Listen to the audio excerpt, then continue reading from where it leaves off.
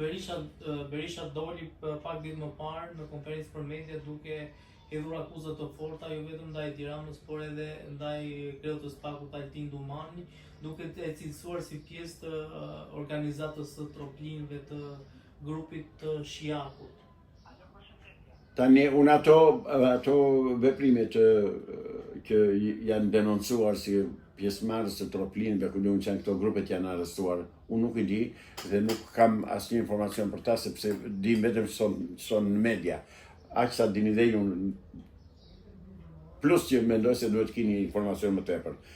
Por di këtë, që të dy partit politike kanë grupet e tyre të strukturuara kriminale, të cilët përcaktojnë se kush do drejtojë prokurorit, kush do drejtojë gjykatat, kush do drejtojë policinë gjyqësore, kush do drejtojë policinë e shtetit, dhe prandaj Shqipëria është këtu. Sepse pushtet në Shqipëri janë një zotëri. Pse këto akuzat të Berishës ndaj Altin Dumanit, mos ndoshta vjen dhe kjo si pasojë e kalimit të çështjes së tij në gjykatë? Po si Berisha dhe Rama, aty i ka drejtuar gjithë sulmet e tyre të Altin Dumani, do me thënë të Spaku, jo të Altin Dumani si person, po të Spaku. Sepse ata e din që pret, më ushtrën se ku do vend, sepse e din vetë ku do vend, se ashtu kanë punuar për të vajtur atje ku do vend. Ashtu kanë punuar. Ata deri më sot kanë punuar kundër interesave kombëtare. Kanë punuar për të vjedhur, për të mgrabitur, për të shpronësuar shqiptarët, për t'i katandisur shqiptarët në emigrantë dhe në refugjat në tokën shqiptare dhe për të shpërbërë Shqipërinë dhe popullin shqiptar. Avokat, Partia Demokratike po bëhet gati për ta ankimuar në çdo qark të Shqipërisë rezultatin e zgjedhjeve të 11 mart. Nuk njihen zgjedhjet edhe të kot do lodhen. Ate e bëjnë për të mbajtur, për të gënjur simpatizantët e tyre. Jo zotërin, nuk njihen këto zgjedhje. Nuk janë zgjedhje këto. Nuk mund të quash ti parlament të ligjshëm duke votuar 10% e popullsisë. Jo zotërin. Jo.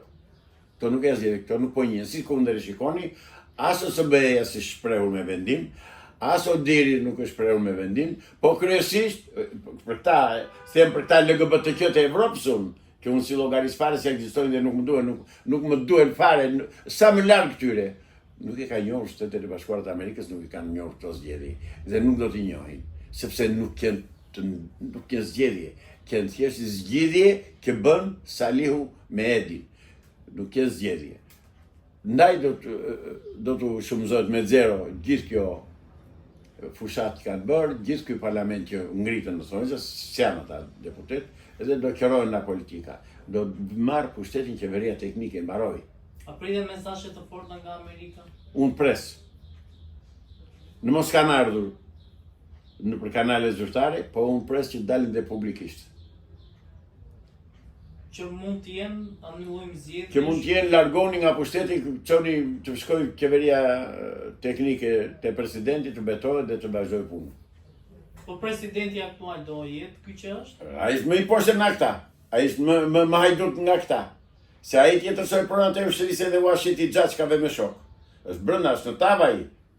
Në momentin që Spaku arrestoi kreun e Bashkisë Tiranës së Reveliej, Rama doli dhe tha që mos hajde të më sekuestroni telefonin mua.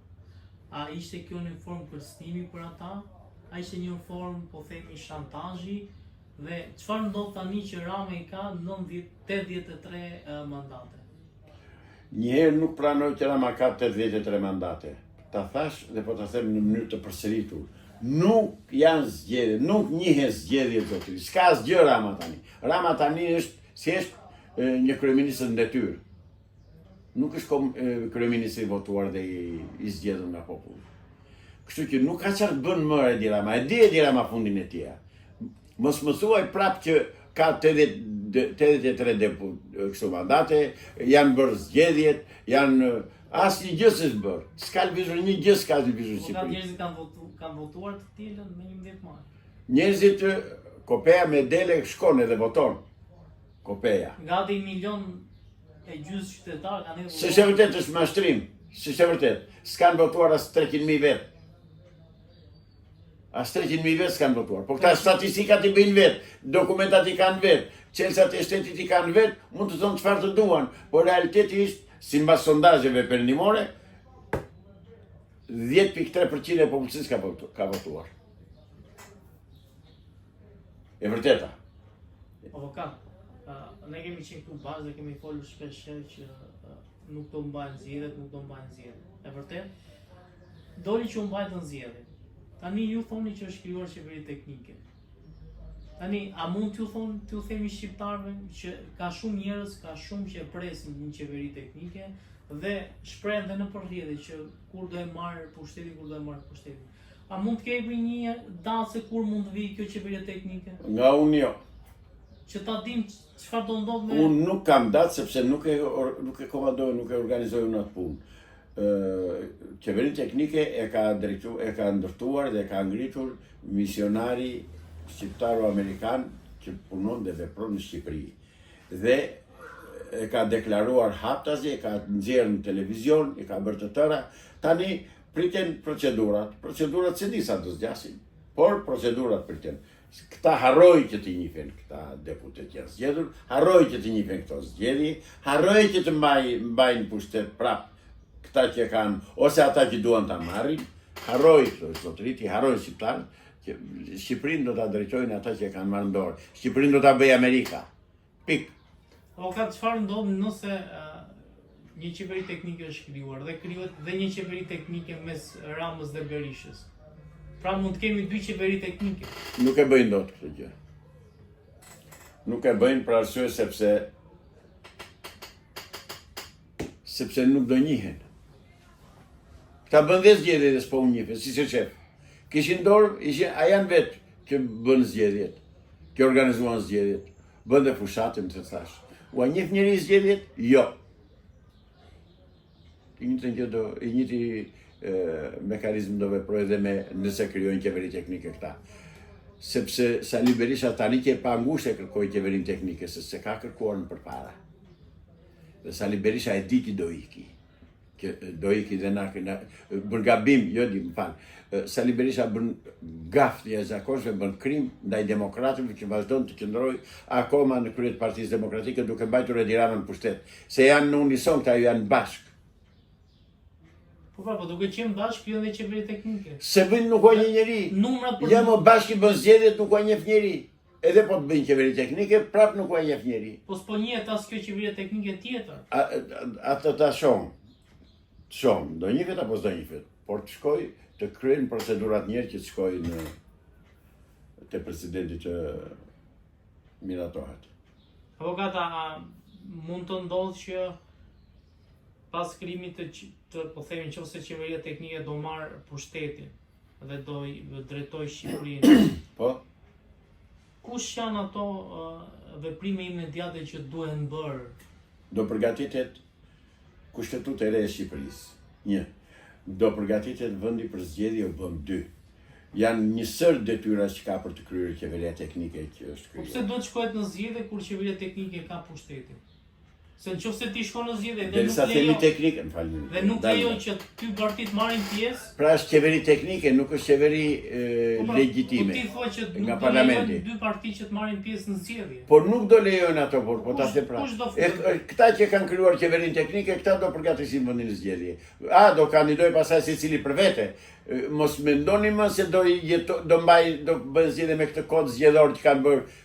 Jo, jam shumë pak, problemi është në momentin që qeveria teknike e çon vendin në zgjedhje. Dhe nuk fut partit po ДПС në zgjedhje. Jo partit. Ata do kandidojnë njerëz që s'kan marrë pjesë në këto dy parti. Pra kjo qeveri do diktoj dhe kush do marrë pjesë në partitë e tjera.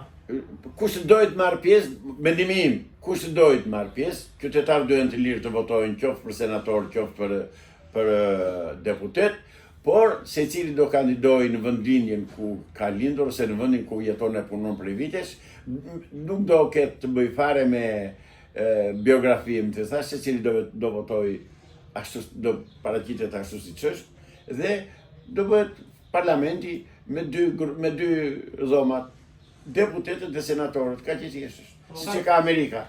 Nëse ndryshoj të, më themi, sistemi parlamentar dhe kaluhet nga po themi shtet parlamentar në një sistem presidencial. Po. A duhet të shkojë në referendum që të pyetet populli? Se si mund të ndryshojë ti ta kalosh nga parlamentare në presidencial? Ndryshon kushtetutën, si çdo gjë e madhe. Po duhet pyetur populli apo kace? I bi që edhe Rama mund ta ndryshojë. Prandaj është qeveri teknike zotëri, do t'i organizojë të tëra, këto patjetër do pyetet edhe populli. Por populli shqiptar tani e di mirë se kush janë dy partitë, ose më mirë se Partia e Punës së Shqipërisë. Se kush është rilindja e Partisë Komuniste Shqiptare. Se çfarë ndodh nëse populli thotë jo, nuk do krijojnë, po themi, nuk mbështesim të qeverisë teknike, reformat e qeverisë teknike siç është që të kalohet në republikë presidenciale. Nuk ndodh kjo. Sepse populli ka syt në ballë. Populli i njeh këta. A janë bërë sondazhe lidhur me Po ka sondazhe më të mëdha se sa tek 1 milion shqiptar nga Shqipëria. Çfarë sondazhi kërkon? Do kthehen në zotëri, do vinë tërë. Ajo qeveria teknike do vendos kthimin e pronave shqiptarëve, kthimin e pronave të ligjshme, anullimin e 7501-shit të importuar nga Athina dhe Beogradi. Do bëjnë shumë gjëra qeveria teknike. Dhe këto janë në interes të popullit, dhe populli nuk është idiot që të mos shikojë që derisa mua më vlerësohen dhe më respektojnë të drejtat e mia, më kthehet prona, më kthehen fëmijët nga jashtë shtetit, mbushet vendi, patjetër që do t'i miratoj këto.